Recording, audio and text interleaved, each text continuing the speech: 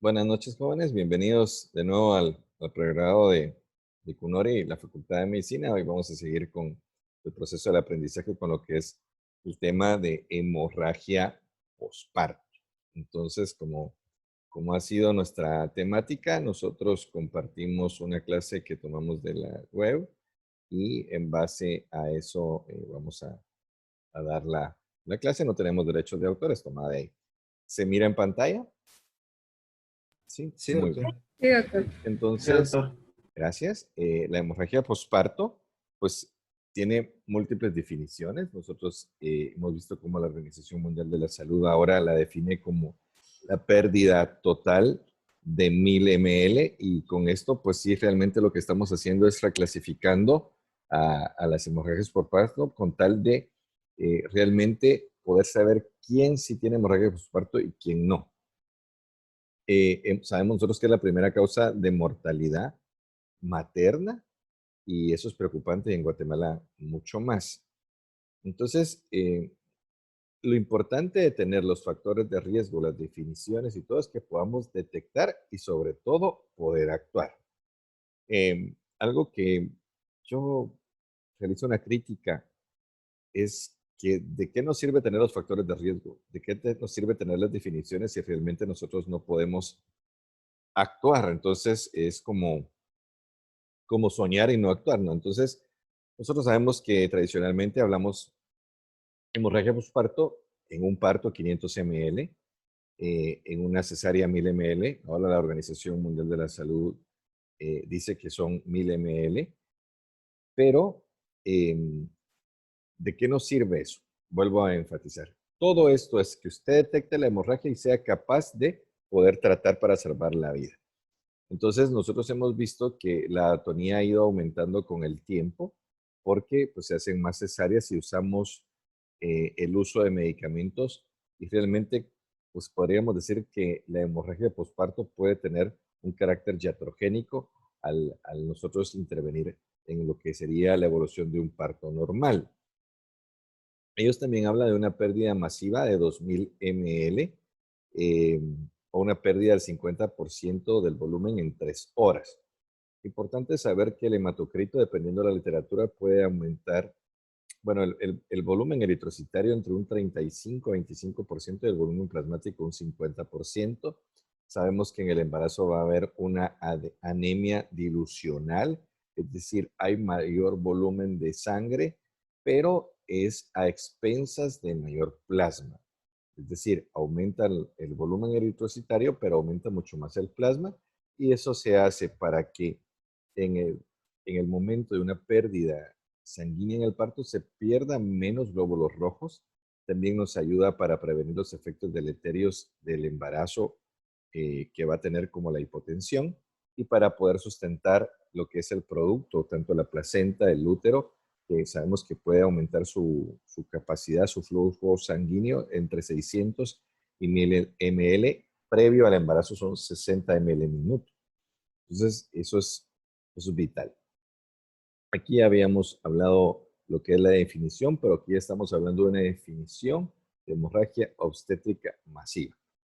2000 ml en 2 horas, pérdida sanguínea de 150 ml por minuto no controlada, la pérdida del 50% del volumen circulante en 3 horas, o la necesidad de transfusión.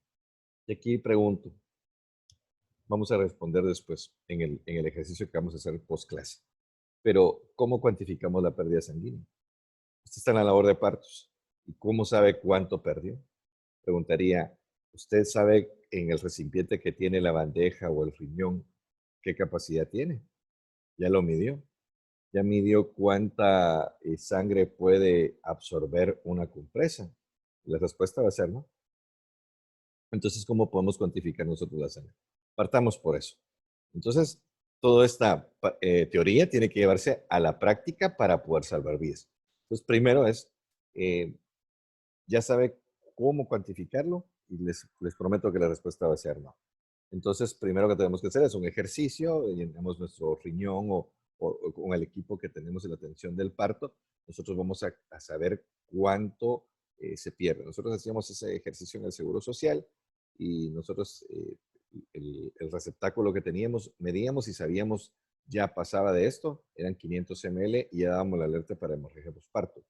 Las compresas, cada compresa es muy distinta, dependiendo del hospital particular, dependiendo del hospital regional donde laboramos o en el Seguro Social, son distintas. Entonces tenemos que hacer un ejercicio de cuánto se absorbe, ¿no? Entonces no lo vamos a hacer con sangre, obviamente, porque no, ¿cómo vamos a hacerlo? Sino tenemos que hacerlo con una solución salina previo. Entonces todas esas prácticas de prevención para realizar un buen diagnóstico debe hacerse antes. No usar el hematocrito para la definición. Y otra cuestión importante es que la hipotensión, decir, bueno, la paciente no ha perdido no ha bajado mucho su presión arterial y eso es realmente ya cuando la paciente tiene una descompensación. Entonces, lo importante es pérdida sanguínea arriba de 1000 ml es una hemorragia posparto. ¿De qué nos sirve todo esto? Bueno, nos sirve, ya tenemos la clasificación y tenemos que actuar. Entonces, si nosotros tenemos los factores de riesgo, yo siempre les indico que todos estos factores de riesgo se deberían de poner con una señal de alerta. Es decir, yo estoy en la labor de parto y la paciente ya tuvo 3 días de estar ingresada y los antecedentes están como los factores de riesgo, que nosotros sabemos que tuvo hemorragia posparto previamente, que es una paciente obesa, que ya tiene más de 3 partos, que tiene un polidramio, si eso tiene una sobreextensión uterina, que puede tener una placenta previa, eh, que pudo haber tenido un desprendimiento prematuro de la placenta no inserta, que es una paciente añosa, que puede tener preeclampsia, hipertensión. Eso ya son diagnósticos, pero lo que es el antecedente de una hemorragia posparto, que es gran multípara, eso debería de quedar plasmado a la par del diagnóstico, es una sugerencia. ¿Por qué? Porque entonces yo ya sé que esta paciente pues tiene aquí el rótulo de que me puedo complicar. Entonces, ¿de qué me sirve anotar todos estos antecedentes si realmente nosotros no los vamos a utilizar? Hemos dicho que la atonía uterina ha aumentado porque también ha aumentado el índice de cesáreas y ha aumentado la manipulación con el uso de medicamentos. Ejemplo, una paciente que tiene trabajo de parto activo y tiene 3 contracciones en 10 minutos y tiene buenas contracciones, un patrón contractil normal no debería tener el uso de oxitocina. Y sin embargo le ponemos la oxitocina. Entonces eso va a, a cambiar la fisiología del parto normal y eso nos puede causar una atonía uterina. Entendemos que es el 70% o 75%, dependiendo de la literatura, de las causas de hemorragia posparto. Después viene el trauma, de ahí el tejido y la trombina. Entonces son las 4 T's. Pero siempre, ejemplo, el manejo activo del tercer periodo del trabajo de parto va orientado a la atonía uterina, porque es la principal causa de muerte, de hemorragia posparto, perdón. Entonces, ya cuando hablamos de trauma, estamos hablando de laceraciones, un hematoma, en el peor de los casos, una inversión uterina o una ruptura uterina, que no es lo más común, pero sí podemos ver nosotros una laceración del cervix y con eso nosotros podemos inclusive con las pinzas de Forrester poner una pinza en el labio anterior y una posterior y ver que no esté dando ninguna de las arterias y poderla pinzar y ya poder nosotros ya más tranquilo poder realizar la sutura hemostática. Los restos placentarios ya son un 10%, o sea, cuando extraemos la placenta, nosotros miramos que están los cotiledones, que no esté, por decirlo así, faltante alguno o que estén las membranas y solo el 1% lo que es la coagulopatía. Entonces nosotros sabemos que en el hospital donde laboramos, pues usamos un medicamento que es hemostático, pero no debe ser nunca de primera línea porque pues los problemas de coagulopatías es menos del 1%. Entonces, ojo, todo tiene que ir dirigido en base a probabilidades y nuestras cuestiones van a la atonía uterina. ¿Por qué es importante que el útero tenga tono? Porque nosotros sabemos que la capa muscular intermedia, sus haces musculares son de esta manera y entonces en medio de ellos van los vasos sanguíneos. Cuando hay una contracción uterina y el útero se contrae, realmente estos vasos sellan automáticamente los vasos sanguíneos y ya no hay ningún problema.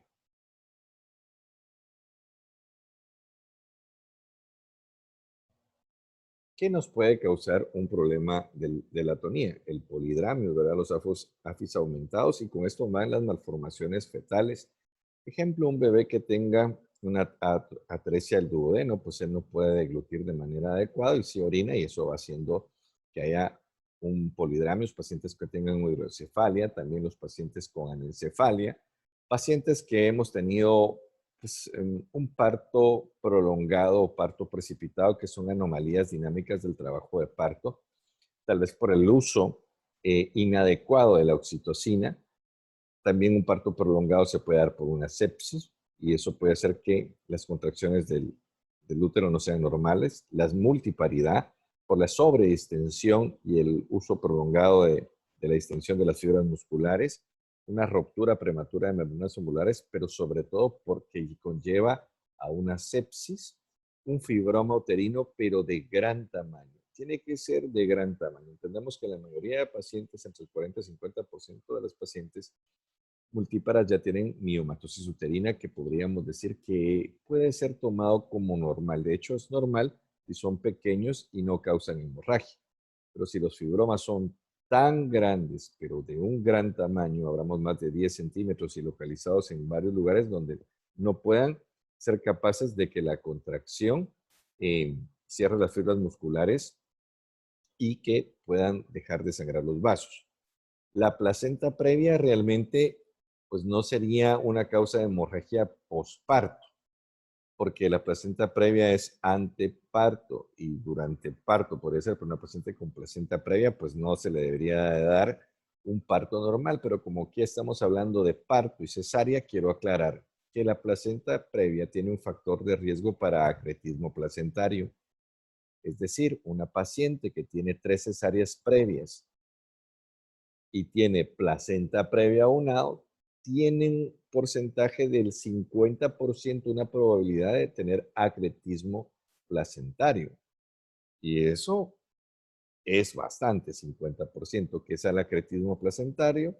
Es que falta la capa de Nitabush, que es la que no permite que se invada más allá de lo normal, y la placenta puede invadir lo que es el miometrio, inclusive pasar la serosa, y eso ya es un incretismo placentario. El uso de betamiméticos, aquellas pacientes que estuvieron con trabajo de parto prematuro y usaron betamiméticos, aquellas pacientes que también usaron efedipina, sulfato de magnesio o que tuvieron preeclampsia o hipertensión arterial durante el embarazo, pues obviamente usamos los calcioantagonistas y sulfato de magnesio para la neuroprotección y esto es un factor predisponente para causar atonía uterina.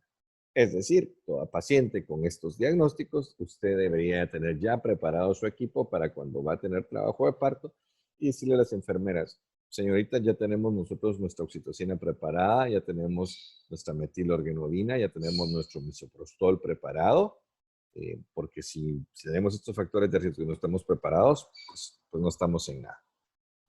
El trauma. El trauma habíamos hablado que debe ser solo el 20%, un parto instrumentado. Esto significa utilizar forceps, un parto precipitado, lo que llamamos como los benditos camillazos, ¿no? Es aquella paciente que va a tener 10 centímetros de dilatación en una hora cuando es multípara o 5 centímetros ahora cuando es unípara, ¿verdad? Una episiotomía, pues algo prolongada y que usted haya pues lacerado algún vaso importante. Una malposición fetal va a tener partos prolongados, va a tener el aumento de la sudoración, una manipulación intrauterina, una cirugía uterina previa, eh, incluso podemos tener una rotura del útero, un parto obstruido, una placenta fúndica, pero que sea difícil su extracción o que cuando nosotros extraemos tenga lo que es una placenta acreta. Cuando hablamos ya también de tejido, pues también tenemos que ver nosotros de que hay placentas que no son normales. Están las placentas que tienen un lóbulo o cotiledón accesorio y la placenta subcentoriata.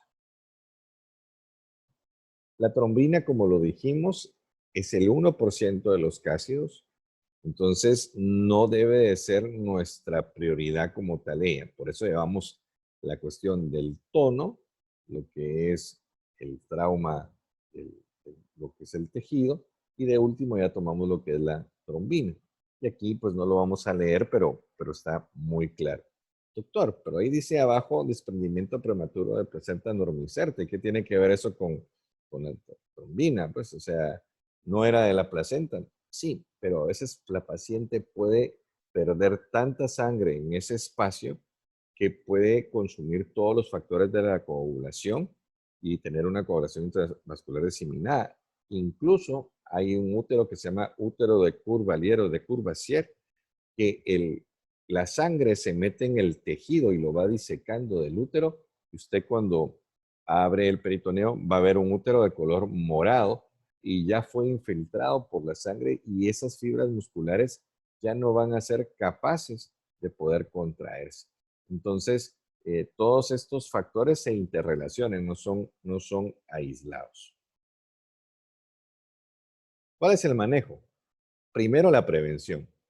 Nosotros no preveemos. Si nuestro sistema de salud no fuera realmente curativo, o sea, que no se fuera ya los efectos, sino tratara de prevenir lo que son las causas, pues fuera muy diferente. Seríamos una sociedad totalmente diferente. Entonces, lo que nosotros tenemos que hacer es la prevención de la hemorragia. Y algo que sí ha sido demostrado es que el manejo activo del tercer periodo del trabajo de parto puede disminuir hasta un 60-65% la hemorragia postparto. Es vital entonces saber cuál es su funcionamiento y cómo debemos de hacerlo. En buen chapín lo que tenemos que hacer es que cuando sale la cabeza y el hombro anterior, nosotros tenemos que empezar ya con lo que es el uso de oxitocina. Ponemos la oxitocina, el masaje uterino, que debe de ser idealmente las primeras 2 horas cada 15 minutos, el pinzamiento hasta que deje de pulsar el cordón a los 3 minutos y la atracción sostenida pero delicada de lo que es el cordón umbilical. Algo que vamos a ver también a continuación es que usamos oxitocina como prevención y que lo ideal sería que nunca fuera en bolus. Lo ideal es ponerla IM. Y si se pone IV, que tiene que ser en solución, pero nunca en bolus, porque la oxitocina puede causar una hipotensión severa. Entonces tenemos que tener ese cuidado. Siempre que usted va a usar un medicamento, tiene que poner los pros y los contras en base a lo que son las probabilidades. Entonces, si preveemos, nos vamos a evitar muchas complicaciones. Lo vamos a evitar tener que hacerle a la paciente una esterectomía obstétrica, ponerle suturas hemostáticas. En la premura de hacer una esterectomía obstétrica, nosotros podemos, Dios nos libre, pero podemos lesionar la vejiga urinaria, podemos lesionar un uréter, podemos lesionar el recto porque recuérdense que todo es rápido, ¿verdad? Porque el paciente está con un útero que puede perder hasta 600 ml por minuto. Entonces no es lo mismo un útero de una no gestante que son 60 ml. Incluso hay úteros que pueden llegar a tener un flujo o un gasto cardíaco de 1000 ml minuto. Imagínense, en 3 minutos puede desangrarse una paciente con 3000 ml. Y en el mejor de los casos, 2400 ml en 3 minutos. O sea que es de actuar inmediatamente. Entonces lo que queremos es salvarle la vida a la paciente, pero también tener una adecuada calidad de vida. Por eso es que deberíamos de prevenir para no tener que llegar a eso. Entonces, ¿qué es lo que hacemos nosotros en el tercer periodo? Como ya lo mencioné, la aplicación de un uterotónico, el pinzamiento del cordón, la extensión controlada del cordón y el masaje uterino de las primeras 2 horas. En algunos casos se habla que ya no se debería hacer el masaje uterino las primeras 2 horas, pero todo esto viene con estas tendencias de ideología de que no debemos intervenir entre la relación del bebé que acaba de nacer y la madre, que no deberíamos usar medicamentos con las pacientes, que se les debería de preguntar a todas las pacientes, pero yo pregunto, es algo muy personal. Una paciente que está en hemorragia y que en ese momento su vida depende de una decisión pronta, que no tiene el conocimiento que nosotros tenemos ya como médicos, que pues un estudiante promedio de ustedes ya está en quinto año de la licenciatura, imagínense 5 años estudiando y no digamos pues ya un jefe de servicio pues que ya tiene 11 años de estudio universitarios en el menor de los casos y 20 años de experiencia y la paciente asiste al hospital porque está confiando en nosotros. Entonces, siempre la paciente tiene derecho a opinar, pero cuando su vida está en riesgo y lo que menos tenemos tiempo, pues sí, el uso de los medicamentos es importante. Por eso las pacientes firman un consentimiento informado que cuando ingresan al hospital, ellas están aceptando el uso de los medicamentos. Entonces son cosas que son muy sutiles, pueden herir a algunas personas, pero lo que importa aquí es el respeto a la vida, el respeto a la vida y salvar las vidas que podamos en la mayor cantidad. Entonces, ¿qué tratamos nosotros de evitar con esto? La prevención de un sangrado mayor de 1000 ml, menor riesgo de transfusión postparto. ¿Qué pasa con la transfusión postparto? Cada vez que se le transfunde a una paciente, significa que ha tenido un deterioro hemodinámico. Cuando una paciente tiene un deterioro hemodinámico, muchas partes de su cuerpo han tenido una hipoperfusión sanguínea y eso no es adecuado. Entonces una paciente puede estar tranquila en este momento y si ha perdido tanta sangre, después, aunque se le transfunda la sangre, ya es muy difícil llevarlo a un valor normal y puede morir en muchos de los casos. Y también disminuye el dolor por contracción uterina en el puerperio, lo que llamamos los benditos entuertos.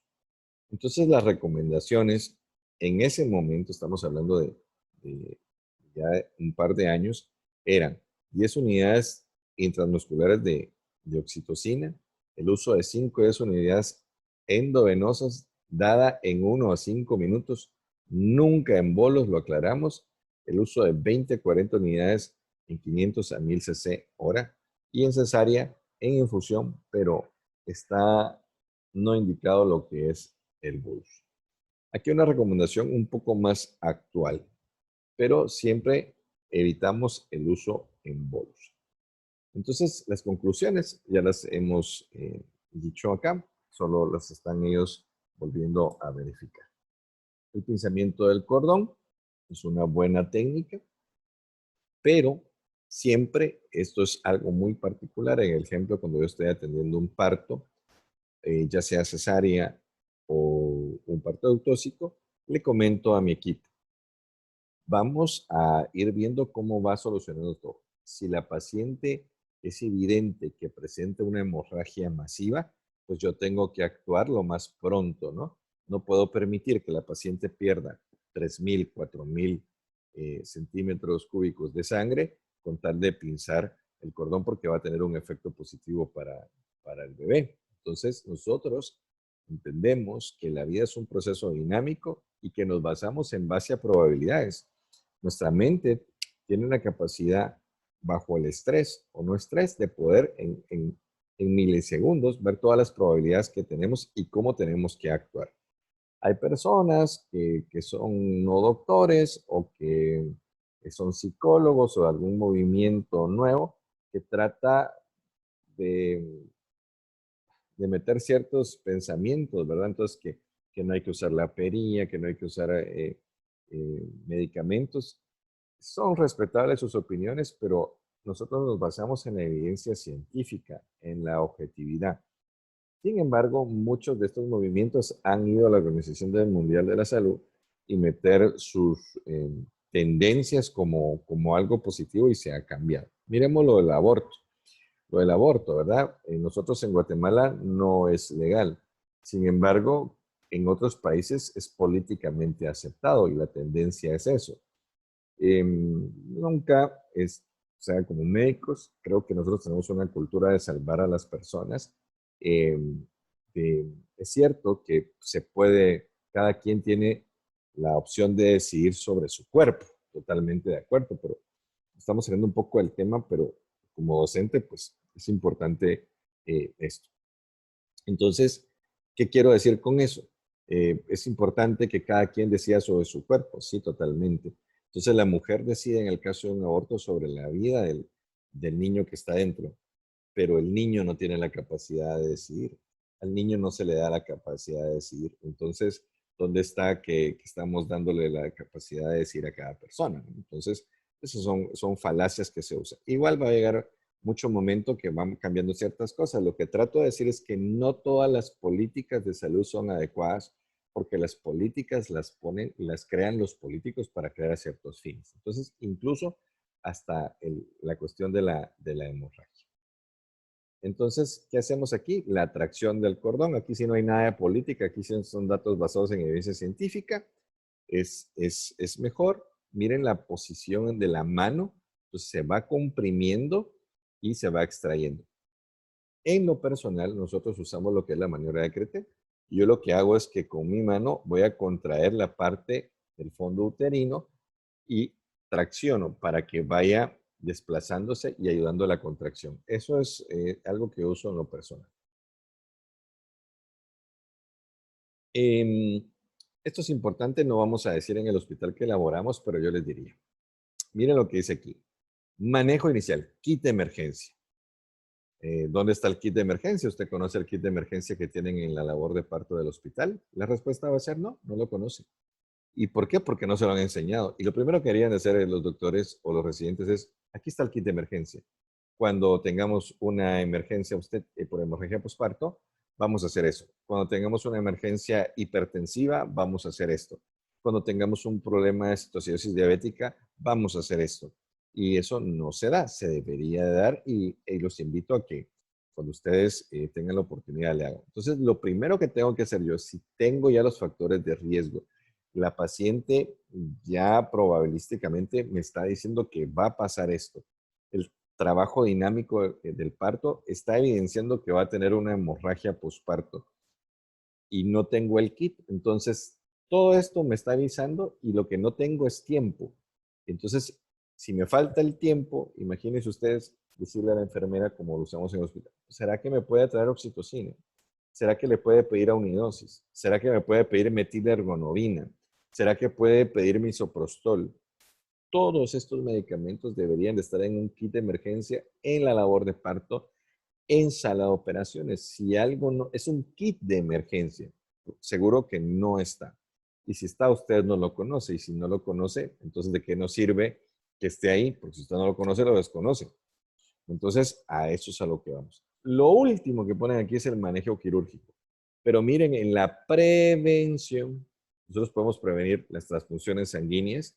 Sabemos que no son del todo al 100% eficaces en la prevención de las enfermedades de transmisión sexual. Las pruebas que se realizan en laboratorios, porque así son, todas las pruebas pueden tener un error.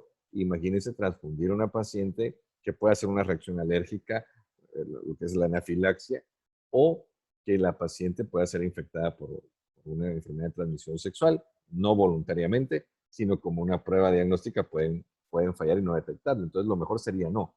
Entonces, tenemos esa opción de poder prevenir la hemorragia y no la usamos. Dependiendo el lugar, el hospital, se van a usar diferentes medicamentos.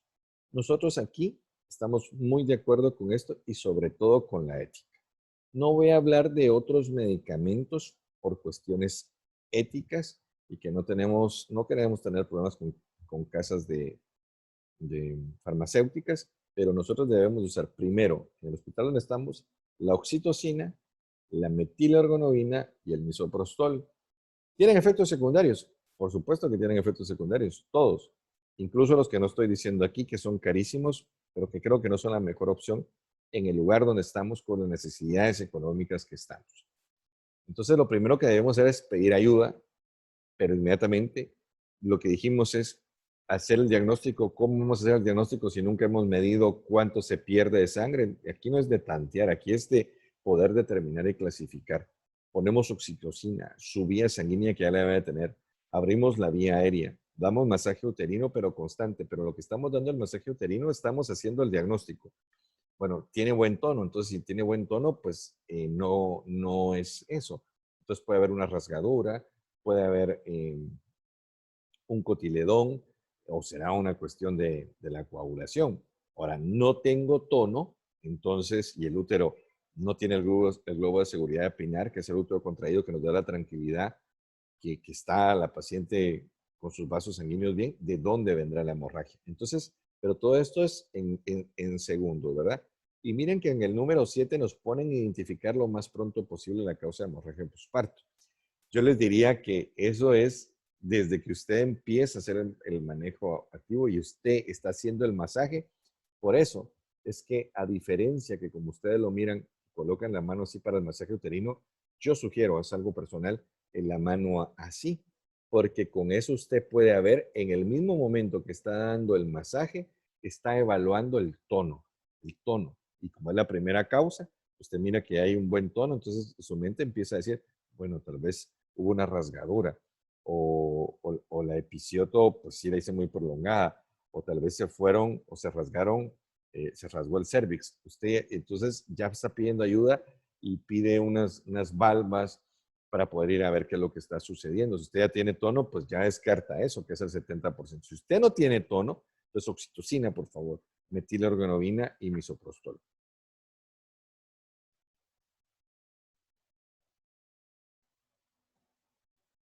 Aquí vamos a ver cómo dependiendo del lugar y el año en que se hizo, se habla de poner la oxitocina, pero siempre en la primera línea. Usted la puede poner en el esquema que el protocolo del hospital donde usted labora tiene. Entonces tiene que ir a ver cuál es el protocolo del hospital. El hospital del Seguro Social donde yo salí era uno, el que tienen aquí en el Ministerio de Salud es otro. Entonces, usted tiene que basarse en base a lo que el Ministerio de Salud le va a decir. Pero lo que sí es vital es que la oxitocina no debe ir nunca en lo que es en bolos. Aquí podemos ver lo que es la ergometrina. Entonces, ¿cómo se coloca? Es un derivado del centeno. ¿Cuál es su vida media? Y que va a tener una acción pronta, pronta. Esta es la ergometrina. Pero nosotros vamos a hablar también de lo que podemos utilizar y si está en el hospital donde laboramos, que es el misoprostol. El misoprostol es una prostaglandina sintética E1. Tiene sus efectos secundarios, como todo lo vamos a ver, como lo tiene siempre lo que es la oxitocina, la metilergonovina y las prostaglandinas van a tener náuseas y vómitos. Estas van a tener fiebres, dolor, diarrea, van a tener broncoespasmo y están no contraindicadas realmente en lo que es la hipertensión. Podemos usarlo vía rectal o vía sublingual. Y miremos, ¿cuál actúa más prontamente? La sublingual. ¿Cuál tiene un pico 50% más rápido? La sublingual. La duración es menor en la sublingual, pero nos ayuda a actuar prontamente. Entonces, todo depende también de si la paciente está consciente, si es capaz de poderlas deshacer debajo de la lengua, y si no transrectal, pero si lo usamos transrectal, vamos a tener eh, eh, que actuar pronto, y yo le sugería ponerla con una sonda, y la deshacía en 10 ml, la introducía con 800 microgramos, y de ahí ponía otros 10 ml para que se introdujera de una vez. Y era pues, increíble lo rápido que actuaba. Entonces, este no lo usamos, pero la carbetocina aquí sí. Este es un medicamento de costo muy elevado que a mi forma de ser habría que ver cómo se maneja en el hospital con la cuestión del perfil económico para ver si es una opción o no. Pero la oxitocina sí se puede usar, la metilorgonovina y el misoprostol. Y la carbetocina se puede utilizar, pero no hay estudios para la prevención, sino ya la usan como en el tratamiento. Entonces tenemos que ver para qué es cada cosa. La usamos en el tratamiento, más no en la prevención. La metilargonovina no la deberíamos usar en pacientes con hipertensión. ¿verdad? O que tengan pacientes hipotensión severa, porque estas pacientes después pueden hacer un síndrome de Sheehan, que es que los vasos de la hipófisis, o sea, hay una necrosis de las vasos de la hipófisis y la paciente después le puede ir bastante mal.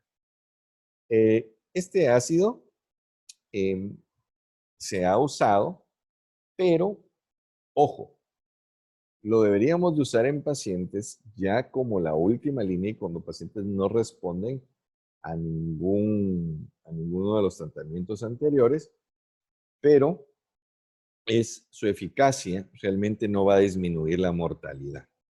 La eficacia no va a disminuir la mortalidad y lo deberíamos de usar solo en pacientes que sí tengan problemas de, de la coagulación. Esto es lo que vamos a dejar hoy.